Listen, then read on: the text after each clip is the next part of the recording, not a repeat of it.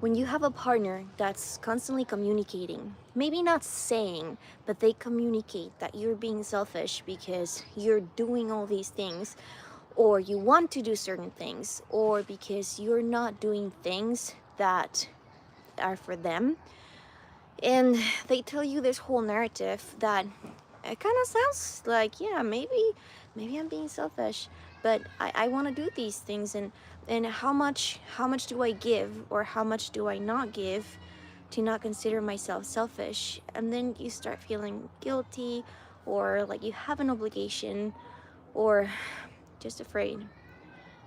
So how do you know really when you are being selfish or not selfish? um Let's start with a definition of selfish.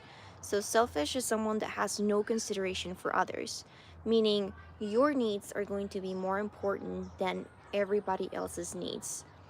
And that's how you're going to make your choices. And on the other side, someone that's selfless is someone that their needs are less important than everybody else's needs. So, the purpose of having a healthy relationship, or what we're trying to build, it's a relationship in which we consider each other's needs just as important, and that is an equal power relationship.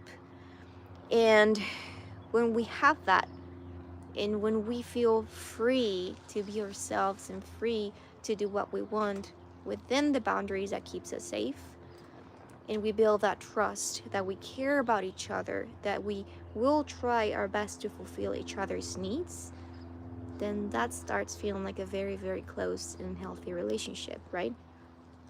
So when we use judgments such as selfish, and we start judging our partner or judging ourselves with labels like that, it is very hard to focus on what is it that we actually need to thrive.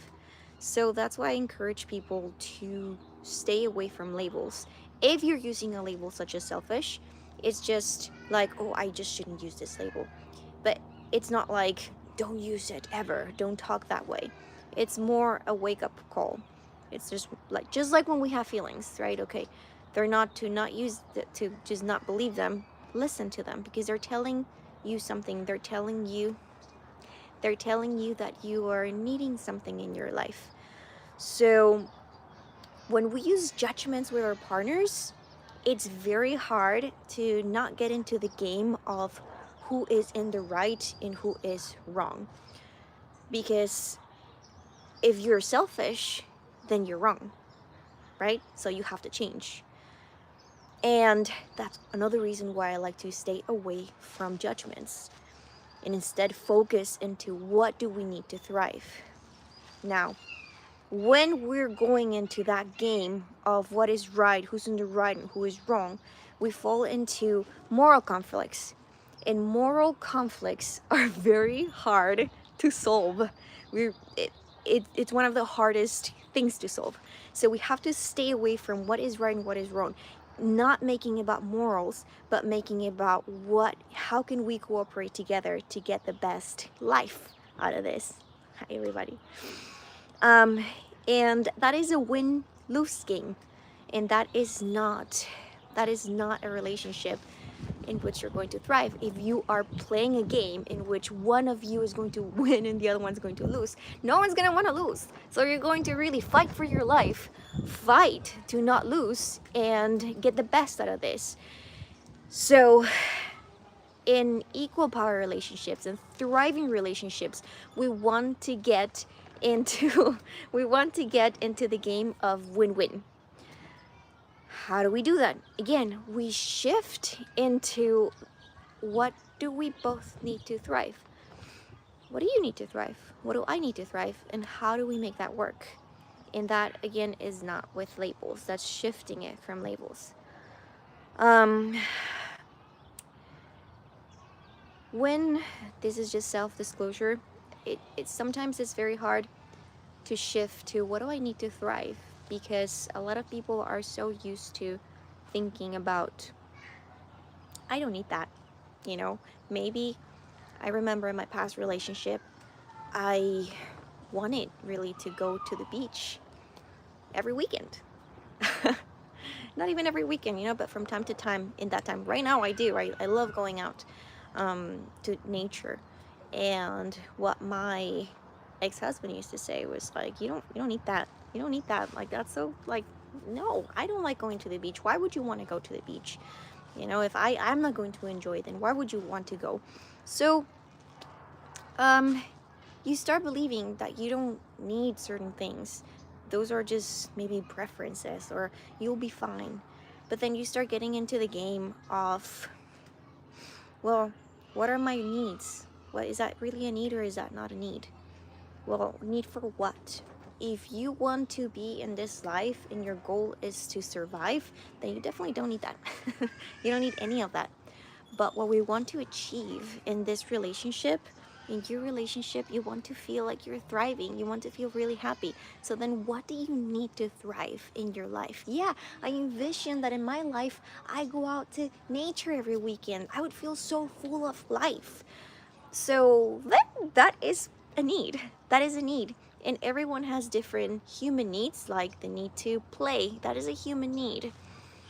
Yeah, you will survive if you don't play, but you won't thrive. So the preference is how each individual, because we're all different, how each individual achieves that need. So maybe for me, it would be going and fighting. Maybe not for you, right? But that's how I feel like I'm playing, like I'm having fun. Other people achieve that differently. So it's the need, and then there's the preference. And when we shift into, well, maybe if I'm feeling selfish because I'm doing these things and I want these things, but that's actually what I need to thrive. Okay, but maybe that's at the expense of someone else's needs. So then we need to figure out boundaries. So it's needs and boundaries. What are how can we make this relationship work so that you also feel like you're thriving and I feel like I'm thriving? And when we start that dialogue, it changes completely the tone of the conversation. Now it's a dialogue. And truthfully, sometimes in some relationships, needs can be so different that maybe they just don't match. And that is just going to, your needs are going to be perpetual conflict. And every different relationship is going to have a different perpetual conflict because of differences in personality and stuff like that. And there are some people that you're going to be more aligned, so you're going to have a lot less conflict, healthy conflict, because you just align a lot more and your needs kind of fulfill each other. So that when we assert our boundaries, we kind of filter out the people that are going to have a harder time fulfilling your needs, and you are going to have a harder, like, easier time fulfilling their needs. So that's how we end up with a better relationship for you, by really asserting our boundaries. And instead of talking about, am I selfish or not, or this, what do I need to thrive, and what are my honest boundaries that I know that if I just keep on ignoring my needs and ignoring my boundaries, then I'm going to end up in this relationship with negative feelings, thinking that I'm selfish. And that builds a toxic environment for yourself. And it is from our own doing. And we kind of need to step out of that and shift the focus into, what do I need to thrive? Now, a lot of relationships start using what I call fog: fear, obligation, and guilt. And they use that in order for you to stay in line in the behavior so you can fulfill their needs.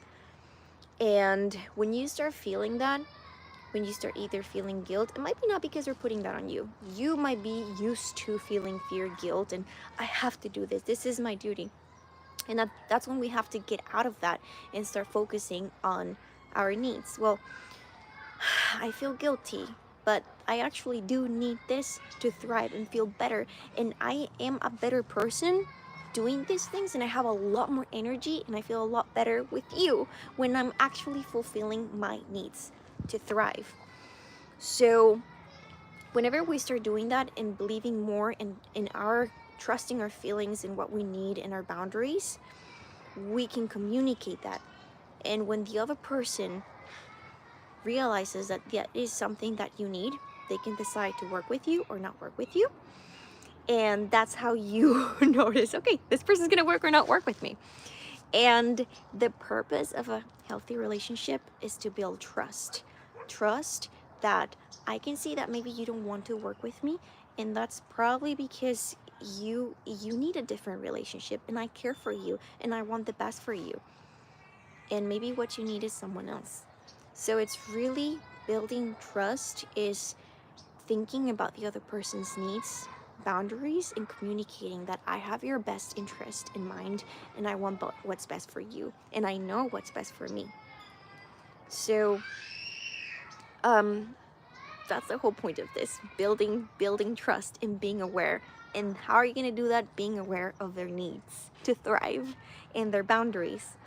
So what I want you to try to do is to change how you reframe this conflict, how you see yourself, and shift from blame, the blame cycle, the fight cycle. That's like, am I selfish? No, you are selfish because you. No, I'm being selfish. No, you. Shift that focus into, okay, what do we need to thrive? What do you need? You can't maybe fulfill my needs.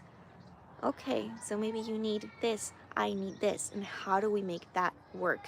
And it might maybe not be together, but maybe it can if we figure out the little details of when do we do this, how do we do this, when do we start, when do we end, and it is possible to make that work.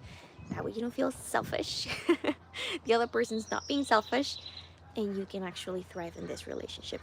Let me know if this was helpful, if you have any other questions, and I will see you next week for another webinar on how to build a fulfilling partnership relationship together. Bye bye.